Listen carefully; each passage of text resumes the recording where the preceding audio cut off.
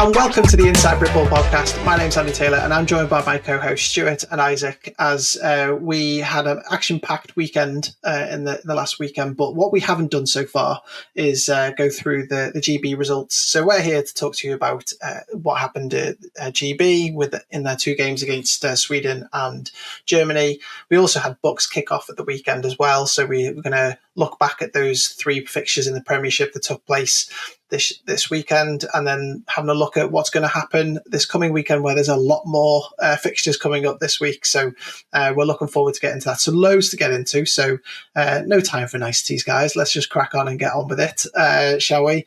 But no, let's start with GB then, right? So we had 2 weeks ago, trying to keep up with myself because time's flying by. So 2 weeks ago, we had the GB guys to travel off to Sweden, where they unfortunately fell just short against Sweden, which was a 2019 loss. We had them for the taking, and that obviously didn't go so well for us. And then we hosted Germany, an unknown entity to us really, in Bud's Park, and we ended up coming away 49-11 loss there, which is obviously a very hard pill to swallow as well. So, Stuart, I'll come to you first, because obviously we had the live stream, which we kind of picked up what we could from there, and then obviously me and you were both there at Bud's Park observing that game. So, overall, what kind of did you see across both fixtures? But feel free to go into deep dive into either fixture you wish to take on. Yeah, so obviously we interviewed Jason prior, I think it was probably about 3 or 4 weeks ago now, wasn't it? And he was, highlighting a couple of things over both games. He said the game in Sweden was probably going to be won in the trenches. And then the game against Germany, we've already mentioned that unknown factor to it. And I think both predictions, and funnily enough, him being head coach doing all the scouting, he was spot on, wasn't he? So Sweden, it was a real challenge. They're obviously a funded team. We went out there. We travelled fairly well. We took a really decent squad out there. We had two slightly different squads, as he alluded to in the podcast that we did. But I feel like we left a few things and a few points out on the field.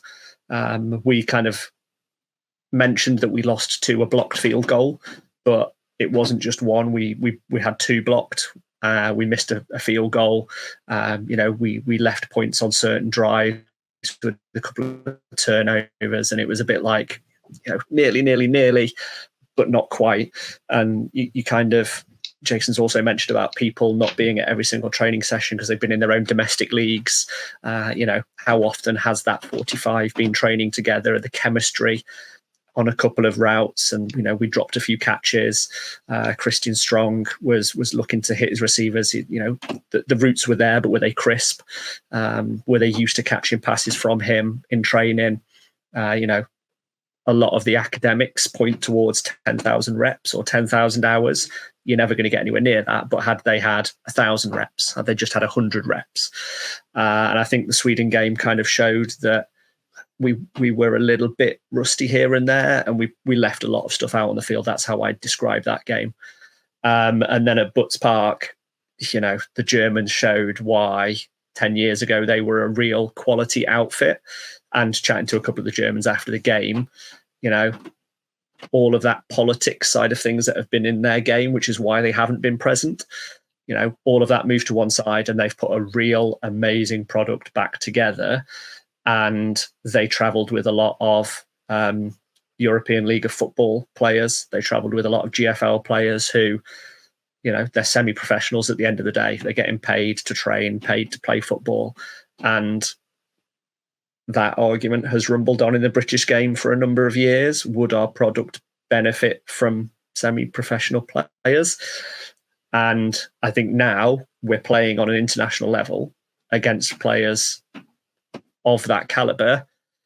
Now that conversation gets a little bit more real. Can we keep our British players on British soil being coached by British coaches so that when it comes to the national level, they know each other? They don't have to just train together at a camp every 2 or 3 months. they've already got that chemistry because they're playing for Tamworth Phoenix, they're playing for EKP Pirates, they're playing for London Blitz, they're playing for London Warriors together as semi-professionals, getting the reps they need. And then when it comes to GB, the chemistry's already there. But, you know, they're doing it at the moment at an amateur league. So there should be no excuses that the Warriors players don't know the Tamworth players and they don't know the EKP players, but they're kind of sprinkled with these dual citizenship players, these players that have gone overseas to play in the ELF as British guys, which is great for them personally. Does it benefit our national programme? And, you know, these are the difficult conversations that we can have on a national podcast. It's conversations that I'm sure the BAFA board are having, I'm sure the GB coaches are having, and, you know, the product we're putting out on the field is getting there. There was 950 people at Butts Park, which is a huge figure compared to British American football. You know, that's only been bested by the women's game at Worcester a few years ago. We haven't had a domestic game watched by that number of people. I doubt, you know, correct me if I'm wrong in the comments, but, you know, Brit Bowl, we only really get 500, 600 people. So, you know, the product's there. People want to come and watch it. I think the guys that put the stream on said we had 10,000 views over the whole game, not concurrently. I think they were talking about hundreds of there, just over 1,000 at the same time. But yeah, the product's there. It's coming. I don't think we need to panic. You know, we've lost to two very good teams. One only just. Well, one only just. I know you're going to come on to it. Yeah, but yeah, let's pause there a minute. I think let's just take it back a minute and talk about the games themselves, because I really do want to get onto that topic around next and what the program's going to look like. And I think it's a really important topic, and we've seen it from a lot of our readers, a lot of our listeners, that's what they want us to talk about. So we will definitely get onto that. But it's coming back to the two games in particular, it feels like, I think if I was to dive into the heads of some of the GB players and coaches, I think the Sweden game's going to sting the most, right? I think they had that for the taking. Jason mentioned it in the preview that Sweden were part of the top four that they want to break into, and it feels like that's the one that they're going to rue as a missed chance that they could have taken, and you've already touched on it and described it very well, where, you know, there was 5 points not scored, that, you know, the field goal was very difficult. You know, Alex would always back himself to put that through the uprights. But that was a 50+ field goal that was just short. But the two block PATs, that's the victory there, isn't it? That they'll be very, very very hard pill to swallow. I had a little rewatch of the Sweden game, because I was really interested to see what kind of I might have missed in real time, because I didn't get full eyes on it live. But it's interesting to see that you picked up on chemistry. I got the feeling that our weakest points were the passing game on both sides of the field, where we all know that that's all about chemistry. So I was really, across both games, I was really impressed with Christian, which, you know, Jason told us off air that, you know, that's a secret weapon that they were going to bring into the squad. And I thought he was, you know, he commanded the games well. I haven't been able to look back and watch the Germany game to see if he replicated that from the Sweden game. The Sweden game, you know, he did very little wrong. There was an underthrown interception that could have been a go-ahead touchdown to, I think it was to Michael Johnson in the corner, that, you know, we were sure that was a disappointing interception, I suppose, but really he controlled the game, he scrambled when he needed, etc. So I was quite impressed with that. I totally agree with you that Jason was right. The trenches was where we were very positive, right? It was certainly our strongest part, was being able to block, and then being able to get the run fits right on in that game against Sweden, and also, you know, shut down their run game almost entirely. You know, they didn't really get much away in the middle, and when they had to bounce it out, our linebackers were quick enough to tidy up, and obviously our safeties as well. So I was really impressed with that. where we kind of let ourselves down was the Germany game in the trenches. I think I might have mentioned to you at halftime, I think, Stuart, where it just looked like we didn't have our run fits right for their run game. But I did say to a couple of people it was amazing how quick some of their O-linemen were as well. There was one particular play, might have been fourth quarter, it might have been late on, but it was a screen, and their left tackle was the furthest man upfield. By the time it got to it, he was just so big and quick the way he was able to get out there. So it was really impressive to watch. But going back to the Sweden game, there is some potential there that I saw, that I thought, well, our running backs are very, very good. We were able to get them through the holes. We probably, I think the commentators were saying quite often that because we were playing such a short game that the box got congested in the end. But that did lead to a bit more of a deeper passing game that we did have. But I was suitably impressed with some of the I think their new wide receivers into the squad. Ben Harrison didn't look like he was new to the squad, and he'll rue a couple of drops that he had over the both games. I'm sure of it, but for me, that one of the stars in that wide receiver core was Michael Johnson. I thought he was just, isn't he Cambridgeshire Cats? I thought he was just brilliant in Sweden, catching almost everything. And he certainly showed up when I was watching them at BUCS Park for Germany as well. So I wanted to certainly mention those two. But it does feel like both Sweden and Germany had elite stars that they could call upon. In particular, Sweden, if 91 of their D-line got a one-on-one block, there was going to be problems. And Isaac, you can obviously talk about being an offensive lineman, what that's like in some situations. But there was some times that D tackle, when he was one-on-one, it was either going to end up as a sack or a tackle for loss in that situation. But, what did you pick up, Isaac? Because I would love to get your thoughts, because I've rambled on a little bit there about what I saw, and certainly the Germans didn't do anything fancy, really. They didn't do anything, out of the elite playbook, but they did it all really, really well as well, didn't they? What did you see across the games? No, I saw the same as that, really. You saw two teams who were in Sweden and Germany who were very well drilled. You could tell that a lot of the players have worked together in the past and do continue to work together. It wasn't long ago where Manchester Titans went over to go play, a Swedish team, and they came up and lost. So you see that the Sweden, you knew it was going to be a hard game going over there in the first place, but then you see how well drilled they were, how, they might not be throwing the ball for 40, 50 yards every play. However, it's the little stuff that they do that is right, and it's the basics. And as long as you can do them right in the game of football, you're going to win. Germany, I feel, especially for GB, it's a tough one. You'd have liked to see what they did against Sweden would have been backed up again against Germany. However, you've got to remember, a lot of the Germans play in the ELF. They play in the German league. They are now, elite athletes. So it is disappointing to look at the two losses. However, and I'm sure that GB will bounce back in the next games and put whoever to play to the sword. It's funny you mentioned Germany, Sweden, Isaac. That's coming this weekend. And is it? Yeah, I would assume it will be on IFAF TV as well. I haven't seen the Germans push it. It's on German soil. I haven't seen the Germans push it yet. But yeah, I would, I wouldn't put money on it. Not a hugely betting man. But I would hope that IFAF TV stream it as part of like the German link. So yeah, keep your eyes. If we see a link, we'll try and share it. I think as the little link to GB, just to see how that division ties itself together. I think if we see a link for Germany versus Sweden, we'll try and get it shared on socials. Yeah, 100%. And what also is interesting looking back was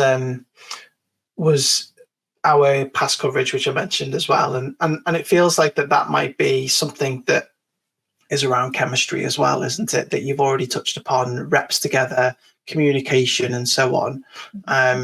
So I suppose the only thing that lingers in my mind is whether that is fixable in the current situation with, you know, how international what teams work. You know, I don't know. I suppose what I'm trying to get at is that it looks like there are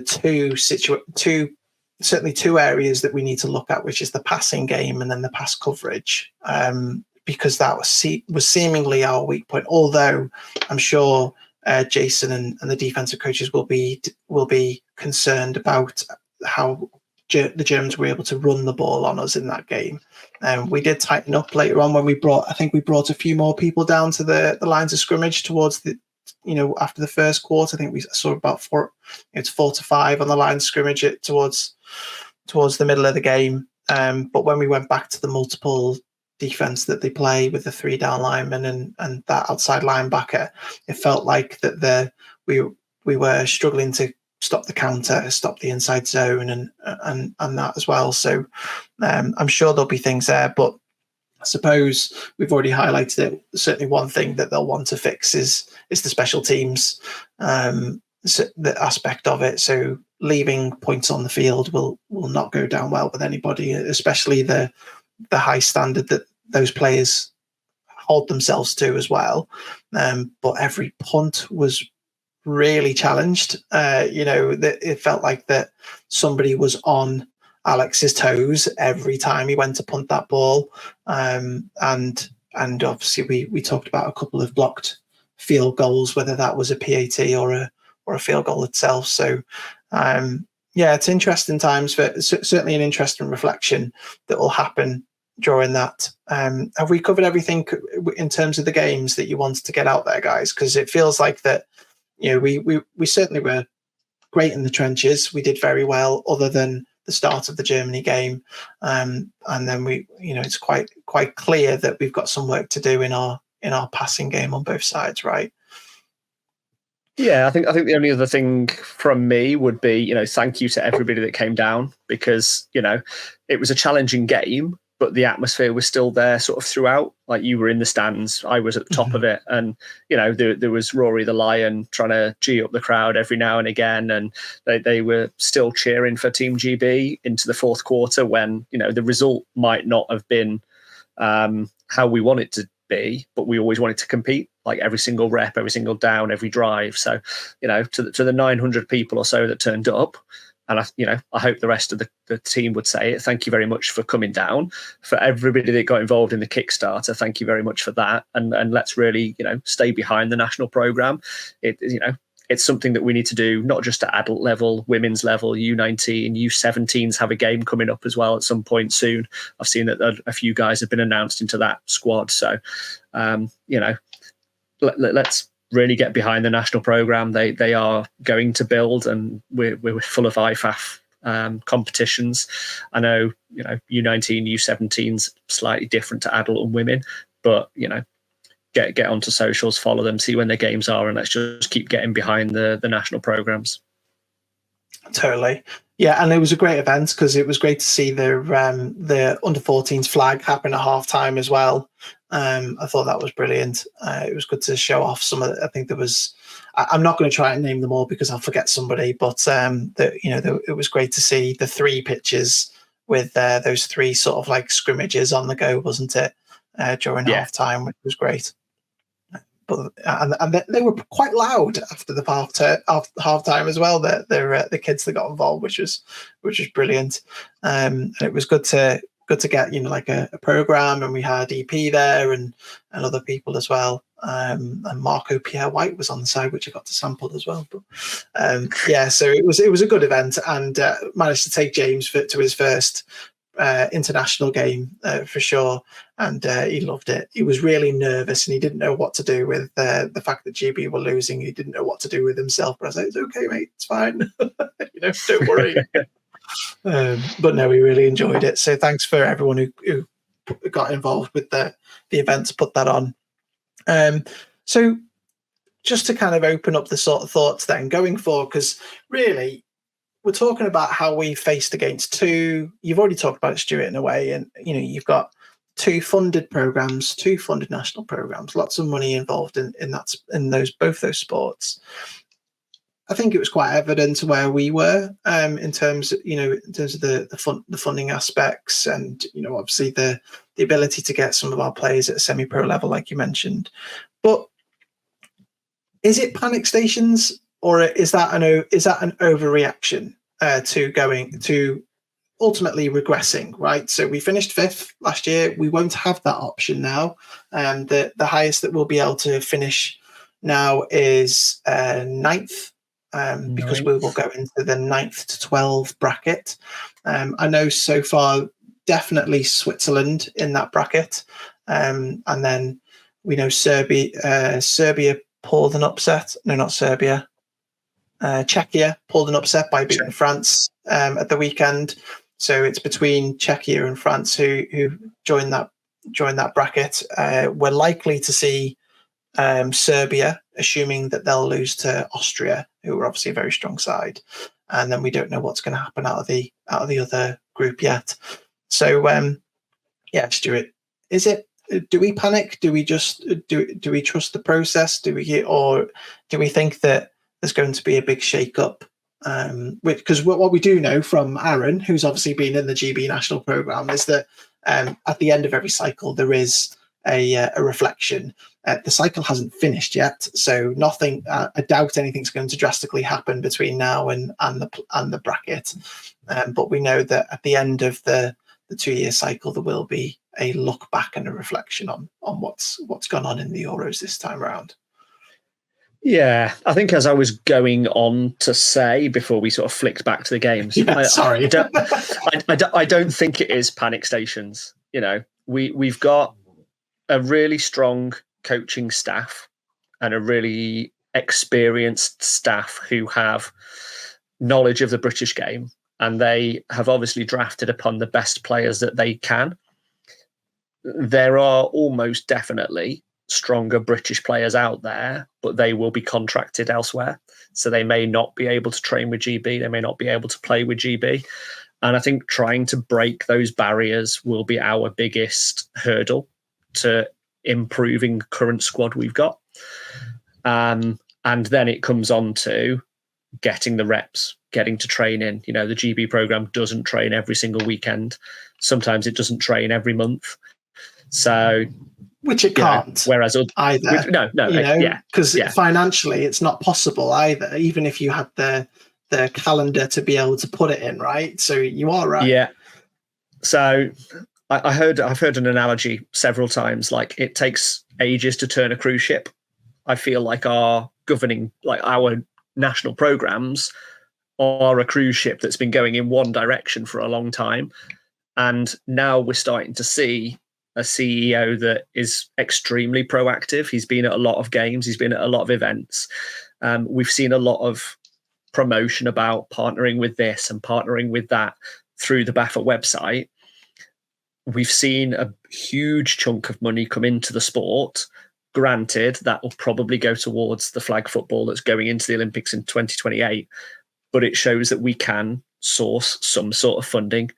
And it shows that the opportunities are opening up for American football in this country to gain funding for the sport. It's now just finding the channels to funnel that money down to where it is needed to benefit the national programs, to benefit the national league, the women's side of the sport, the flag side, the unders side. So, again, I'll harp on, it's not time to hit the panic button. It's not time to flush everything and start again. It's time to review, be really, really harsh in that review and say, look, this is where we need to focus, and have those challenging conversations and say, look. Critical, right? Yeah. We want them to be critical. Yeah. It's not just let's look at it and say, oh, we lost this game, let's wipe it from the slate. Oh, we were close against Sweden. Let's go, we were close because we can benefit from this. This is implemented in a 3-year cycle, a 5-year cycle, and not just keeping that in-house. Let's be, I know, Jason comes on, he's really open about stuff. Chad could come on if we can grab him and say, look, I'm looking at this, that this is in the pipeline. Let's start to break down what we've had previously in sort of a closed governing body looking back over the last 10 years. Let's really start to engage with the membership. Let's engage with the great minds that we have around the country and also that have gone abroad and say, okay, you talk about the golden days of the 80s where we had professional teams. What was great about them? What can we bring back? What was not so great about them? What do we not want to bring back? And let's pull everybody together. The Hall of Famers that were there, they'll know something about football. Can we tie into them? Can we dig into their brains and go, what did you enjoy? What did you do well? How did Coca-Cola sponsor this? How did Budweiser sponsor this? Can we get that back now and really start to propel this national squad to ultimately where we should be competing? And Isaac, get your thoughts on this as well, because obviously the current regime's only been in place since 2022, right? So that's not technically true.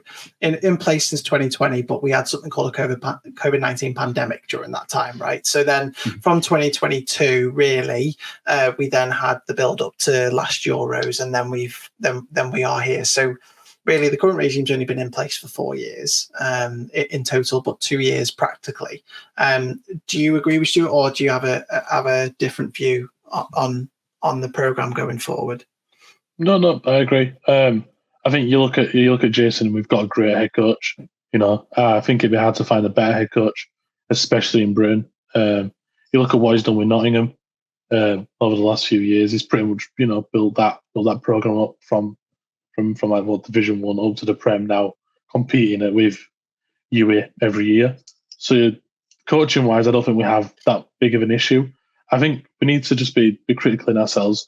We're going against teams that have been established for decades. You look at your Sweden, your Denmark. We're going up against teams that are going to be hard to beat.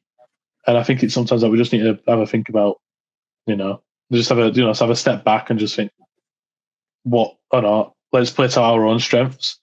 I think one thing that I struggle with is using a lot of European players who have got British passports.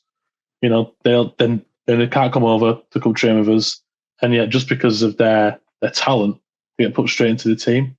And just having individual players across the field is never going to win you games. It's not going to win you championships. If you actually build a team from the ground up, then you look at bringing some of the 19 players now who've got this developmental league. You look at bringing some of them up earlier.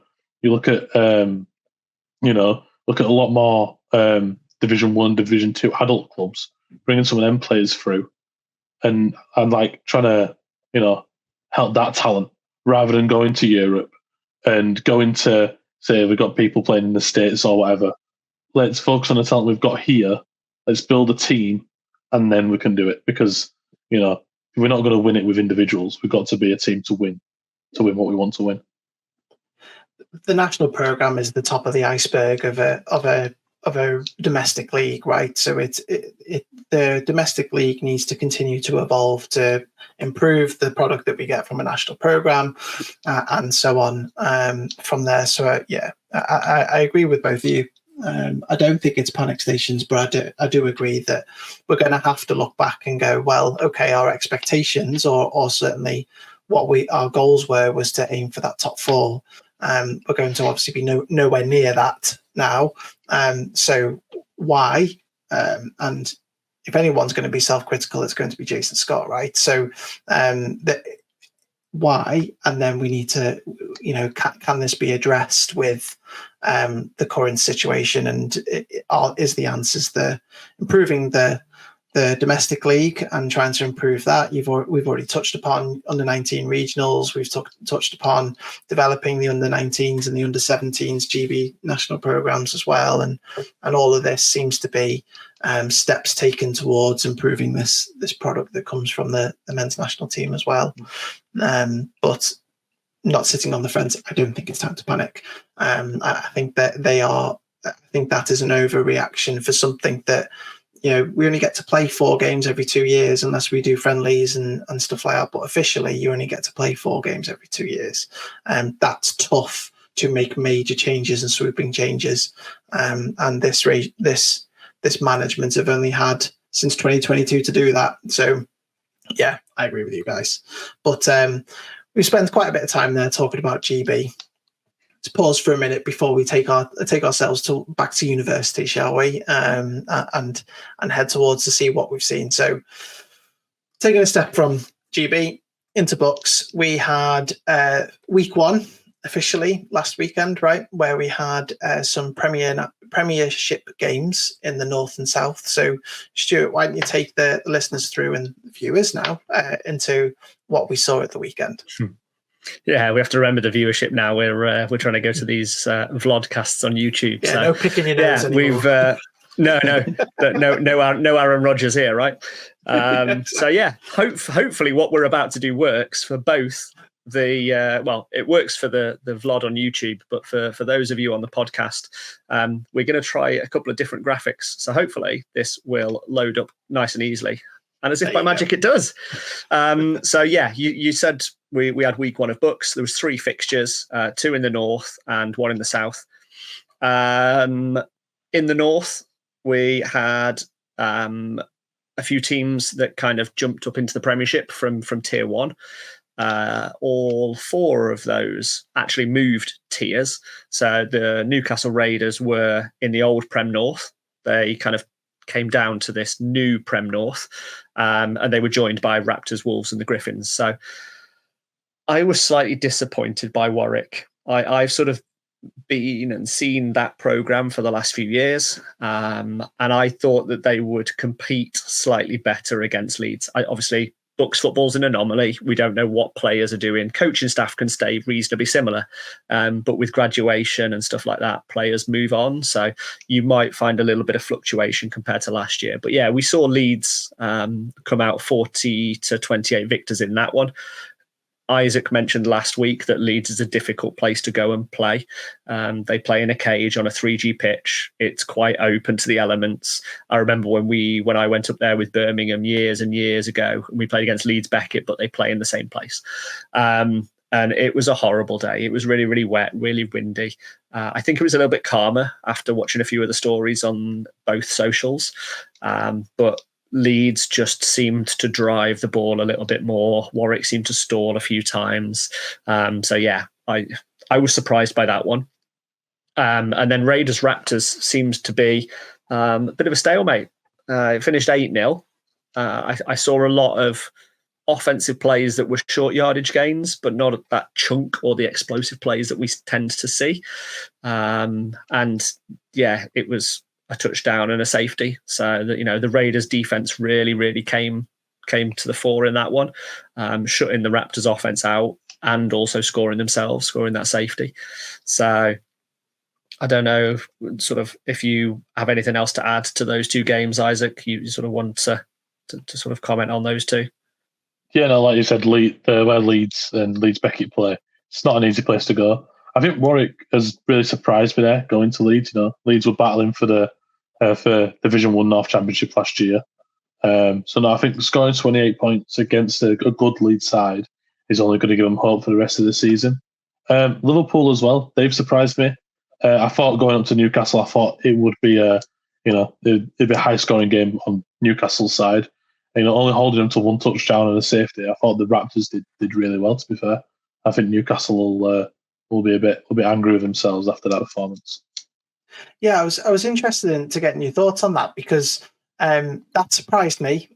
To be honest, I know the program relatively well. I know a lot of the coaches. I played with a number of the coaches as well, and we all know that Rio, Mark Houghton, their head coach, but also DC, he's obviously going to be really proud of the 8 points, isn't he? But they'll be disappointed with the offense, I'm sure. But a program that we know that's in transition, I think we talked about it in the last pod, didn't we? That there's a lot of 5-year seniors that will have moved on from that program now. So I'm sure they'll be worried about the 0, but they'll certainly be happy to come away with an 8-point difference traveling up to Newcastle for the first time, right? A lot of coaches will always tell you it's a lot easier to put a defense together for a first game of the season than it is an offense. So, right.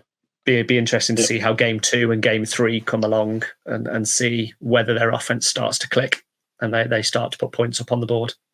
Yeah, fair dues. And so we had one extra, didn't we? So we had one in the south happened and was a little bit tighter probably than some may have expected, maybe. But I'll tell you up there, Isaac. How did you think that this went in the end? I think, again, a personal opinion, I think I'm a bit shocked by this one. I thought Birmingham would come out, and beat the Cobras, with the Cobras winning 27-20. I think it's a hard one. These teams know each other well, been playing each other for the past 3 seasons now. So they're going to know each other, well enough to. And I don't think you can't really change that much stuff in BUCS ball because you haven't got that much time to coach them, especially this season with how quick the season's come around. It's only a month since we had freshers moving in. So no, I'm always surprised by this one. Looking at highlights online, you saw that both teams are just looking to run, and both teams ran the ball well. So no, it's looking like the Prem South League is going to be an entertaining one this year.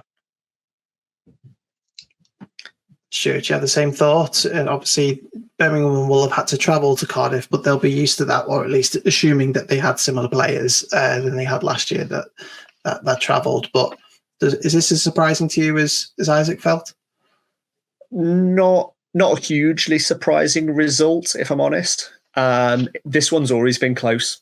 As Isaac said, they've played the last 2 or 3 years now in that sort of Prem South. They've always had UWE and SGS to compete against. They still have SGS, but they don't have UE anymore. So I think Cardiff, Birmingham, Portsmouth are in there as well. Exeter coming up. I think those 4 teams will sort of have that sort of mini table against them. But Birmingham have had a lot of turnover. Their coaching staff has changed quite a bit. They've had a few key players sort of the back end as they were starting the back end of my coaching career. So I know a lot of names that have turned over. So if I went to a Birmingham game this weekend, I wouldn't recognise most of the squad. So yeah, I feel like this could be, Birmingham have had a few challenging years. This might be another challenge for them this season.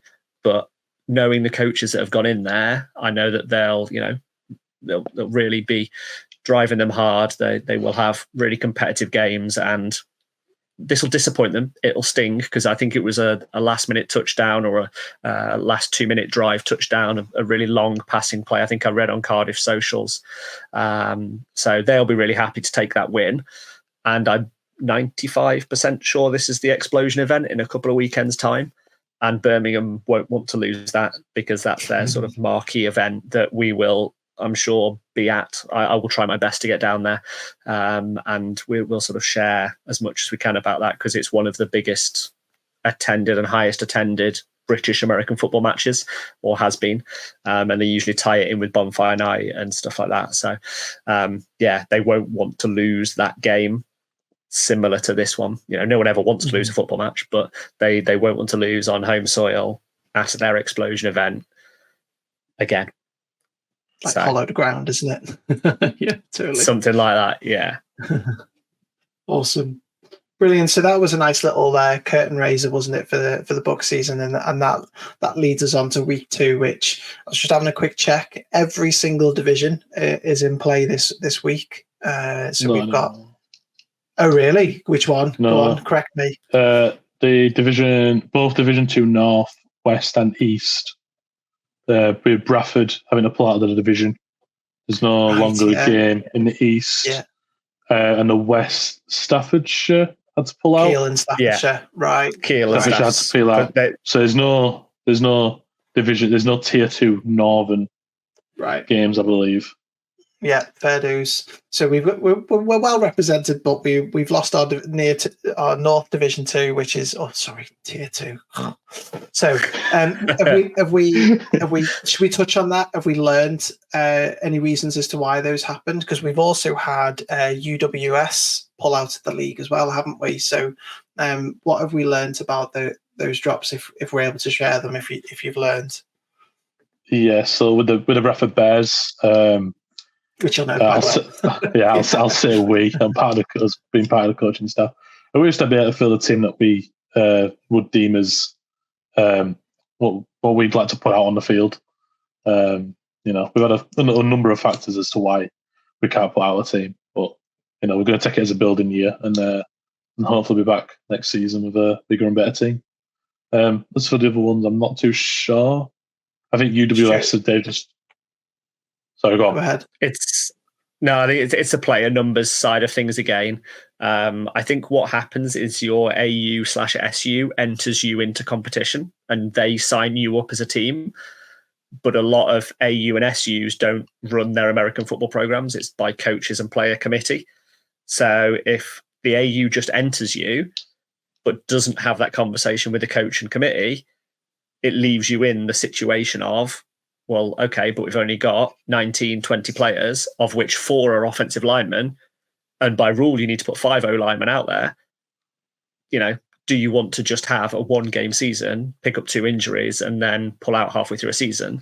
Or do you just want to say, okay, we're not going to play in BUCS this year. We're going to look to rebuild. Bradford is still going to look to have a couple of friendlies, I believe, against a couple of other teams that are looking to go into the division next year. So, yeah, it's a tough one. And I think it's ones that the good programs have that links with their AU and the SU. They'll have that conversations. But again, it depends whether your committee and your coaches have that footballing experience and have that knowledge to talk to their AU and SU reps to go, look, we might really struggle this year. We might want to consider whether we compete. I had that at Worcester a couple of years, coming towards the back end of my coaching side of things. We had a really good relationship with our SU. We had the difficult conversation and they were like, okay, well, we'll really help you recruit this year. Wasn't to the side of, scholarships and knocking down tuition fees, but they actively looked to recruit on campus. They gave us a bit of a bigger budget for recruitment. And in the end, I think we got about 25, 30 players. And we were like, yeah, we can run with this. The results potentially weren't the best in the world, I'll be honest, for those that know Worcester's history.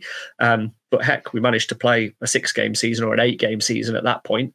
And yeah, it just comes back to that, being critical, having the analysis and just having those conversations. And we do have 22... Go ahead. Yeah. Let's move on. I was going to flip it back into a positive and say, okay, we do have 22 games. They are all up on the website. So you can look down. Then we have removed the UWS and the Bradford games from there. We have removed them from the standings page as well. So they are all up to date on the website. And I'm really looking forward to it. There's some absolute crackers this weekend. So, guys, I've set you a task then, haven't I? Because we're not going to talk about 22 fixtures.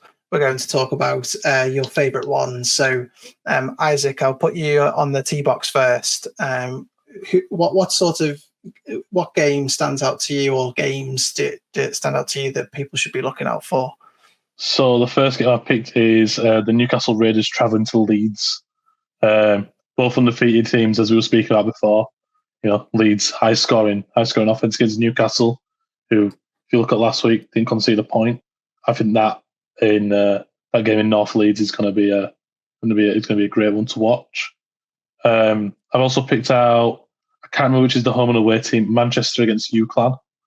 You got UClan coming up the division after getting promotion due to the realignments, playing against Manchester, who you could argue, maybe a little bit hard done by not to be further up, if I can remember right. So I think that's going to be a good game. UClan need to look to prove themselves to see that they are a tier 1 side, and Manchester just need to, push them down a little bit and see what they can do. And the final one I picked is a Nottingham Gold who travelled to UWE Bullets. This was a national final 2 seasons ago for 2 years back to back. This National League has made it now so UWE are going to play teams who are more or less their level. They host Nottingham this week, then have to travel to Leeds Beckett next week. UWE have recruited heavily. We've seen it all online. Nottingham have been quite quiet, and I think they've done that on purpose. So I think this is going to be an entertaining one. I think that might be live streamed as well, because UWE's normally are. Yeah. But I think them 3 games. Sorry. Somebody. It is going to be live streamed. Somebody approached me today and asked if I could come and help them run their on-screen graphics, but I'm in work, but I will. I'll watch the live stream, and as soon as we know where it's coming from, we'll try and share it.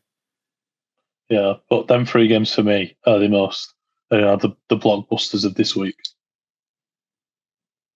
Interesting. I bumped into Peter Jones of UWE at the game, and he was excited at the prospect of going into this season. I tried to get a joke out of him around travel, but he seemed to enjoy it. He sounds to relish the idea of doing that travel. So I might give him a text after he's travelled to Durham and back and see if he still has the same outlook. But no, we've seen all over the socials the recruitment that they've been able to do, and if they're able to build on what they had last year, then it's going to be a tough ask, isn't it? But we all know that the Nottingham Gold are always confident with what they can put out on the field, don't we? And we saw a number of their players on the field against Germany and Sweden last week as well. So it'll be interesting to see what happens. But Stuart, over to you. What are you going to highlight? And apologies if Isaac has stolen any of them from you. No, I think we've gone different, but I'm going to flip the script. I'm going to go tier 2 or upwards. I very nearly went with UWE2's Plymouth. That's a fixture we've seen the last couple of years, and both of those teams will want to come out of tier 2. They both have aspirations to play in tier 1. I've faced them a few times, but my actual tier 2 pick is still in the Southern 2A, Solent versus Surrey. This game these two teams last year faced each other and they tied 20 all. Their record in the division was 2-2-1. So they both finished almost parallel. We've written it in the preview. So for me, this game, both teams will want to sort of take bragging rights straight away. And yeah, it'll be interesting. Surrey has sort of slightly rebranded. But on the field, I can imagine they're going to be the same sort of reliable product. They travel to Solent, so it's in Test Park down in Southampton. And yeah, that's one game that in tier 2 my eyes will be drawn to. Tier 1, I'm going another sort of far and away land. We're going across to East Anglia. UEA host Kent. And similar to this were 2 really close games between them last year. UEA, in fact, both teams won on home soil. It was 30-23 to East Anglia at Colney Lane. And then Kent shut UEA out in Norwich. They won 18-0. So, again, depends on how both teams have recruited over the summer, how they've bedded in their freshers, and how the coaching staff has got their units to mix. The key thing to note, this is an earlier kickoff. This is a 12 o'clock kickoff on Sunday. So that might be one of the first results that we get through on Sunday. Colney Lane seems to go very dark very early. I don't know whether it's that East Coast thing. But yeah, when we played Birmingham, when we played at UEA, it always seemed to go dark really, really quickly and really early. So they kick off at 12 o'clock. In the Premiership, I've gone North as well, but I've gone the other game. So I've gone Raptors NTU. Liverpool, again, will be looking to build on what they put out last weekend. They'll be looking to get on the scoreboard. They'll be looking to really, really compete against what is a strong NTU team. Their coaching staff has been established at NTU for years. They really haven't changed a great deal. And they always have a huge squad. In a very distinctive pink kit. They will, they haven't got too far to travel to Liverpool. It's not like it's a huge stretch. So yeah, that's one for me that both teams will be looking to make a statement. Nottingham in game 1 in a new division with some new teams that they won't have faced. But yeah, I feel like that game for me will be a yardstick for Trent. And it will be one that Liverpool will be really, really wanting to step up from last week's performance and go again. I'm trying to, it is at JMO. I was wondering if it was at JMO because we've got JMO, which is obviously close to me. We've got Team North Camp as well, haven't we, at that spot. So American football all weekend at JMO when you've got this Raptors game and Team North Camp there as well. So that's interesting. Sorry, a bit of personal, seeing what I can get hold of this weekend. So yeah, no, that's interesting. So yeah, no, great stuff. So it looks like we've got obviously got activity all up and down the country, and we're here for it when we've got some shocks that may or may not occur, because we've got, as you say, the national Prem in full flow as well, which we've touched upon with the UWE, but let's not forget Loughborough Leeds Beckett's probably going to be a cracker as well, isn't it? So I don't try and be an expert in BUCS because I'm not. So I let you guys do that. So that's why I don't come with my own picks. I'll make them over time as I learn the teams as we go along. But no, that's great stuff. So thank you guys for your review and your preview of the BUCS, and obviously you're sharing your thoughts with the GB program. Got a busy weekend ahead for all of us. We'll check out our socials because we'll be keeping you up to date with the scores as they come in. We'll then show you the lay of the land when it comes to standings, although it's still quite early. They don't really matter at this point, but we've got the Prem 2 games in. There might be some sort of cream at the top of that point. So but no, gentlemen, thank you very much for your time, and thanks to the listeners and the viewers for joining us, and we'll catch you next time when we bring you more previews and reviews of the BUCS season as they come along. Before we just get out of here though, I must mention, go and check out Mr. and Mrs. Kiwi episodes as well. Aaron and Vic have taken it upon themselves to let you into their kitchen to talk about WFFL.